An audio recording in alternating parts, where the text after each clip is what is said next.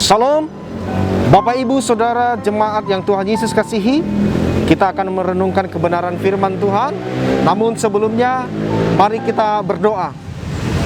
Bapa di sorga, kami mengucap syukur atas hari baru yang Tuhan anugerahkan, bahwa sebelum kami melakukan tugas aktivitas di sepanjang hari ini, kami mau mendengarkan dan merenungkan firman-Mu.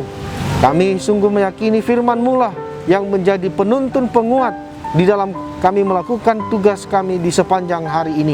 Berkatilah kami, Roh Kudus membimbing kami. Amin.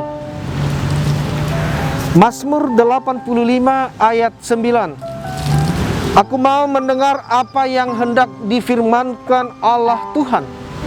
Bukankah Ia hendak berbicara tentang damai kepada umat-Nya dan kepada orang-orang yang dikasihinya, supaya jangan mereka kembali kepada kebodohan?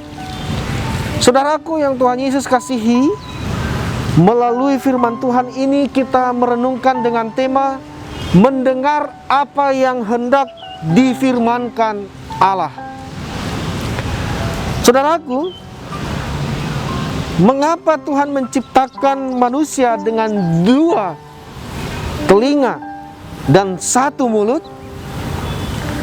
Tentu ada maksud dan tujuannya, yaitu supaya porsi kita untuk mendengar lebih banyak daripada berbicara.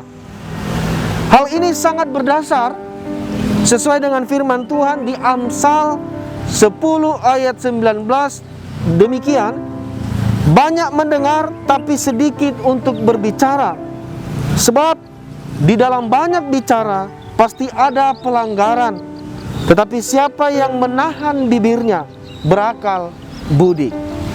Saudara yang Tuhan Yesus kasihi, tentu firman ini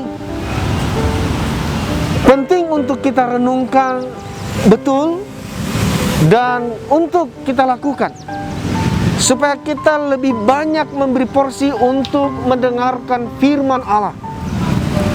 Karena di zaman sekarang ini banyak orang yang lebih banyak bicara daripada mendengar.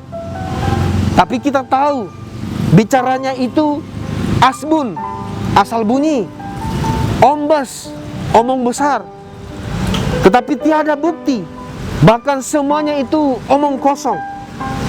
Bahkan bicara orang ada yang begitu tajam, setajam silet, suka menjelek-jelekan orang, menghakimi, dan tanpa sadar menyakiti hati banyak orang.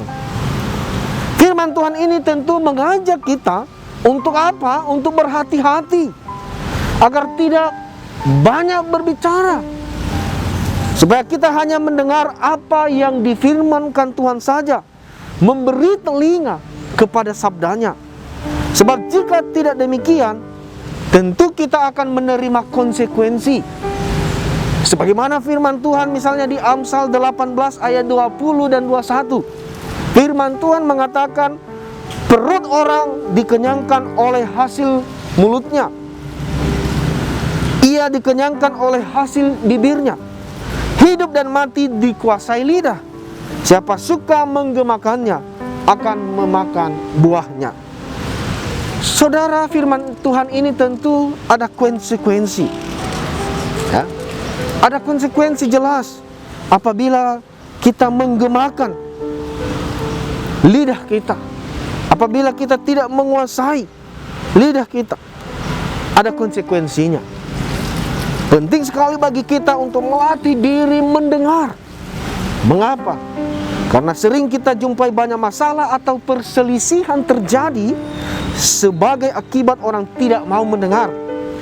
Orang tua marah terhadap anak-anaknya karena anak-anak tidak mendengar. Suami egois, tidak mau mendengar pendapat istri dan orang lain. Terjadi cekcok, berantem mulut. Begitu juga tidak sedikit masalah yang tidak terselesaikan hanya karena masing-masing pihak tidak mau mendengar. Tentu kita mau hidup damai, menikmati anugerah kebaikan Tuhan bersama dengan orang-orang yang kita kasihi.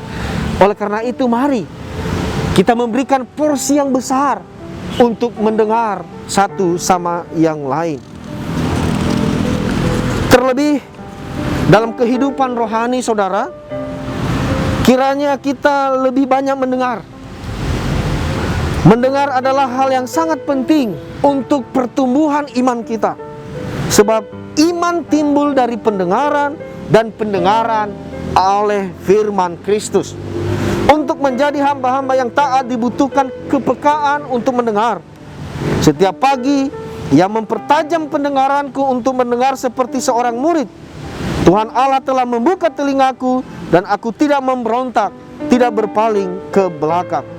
Kiranya firman Tuhan ini dapat menuntun kita untuk memberi hati, memberi diri, memberi waktu, terlebih memberi telinga untuk lebih banyak mendengarkan firman Allah.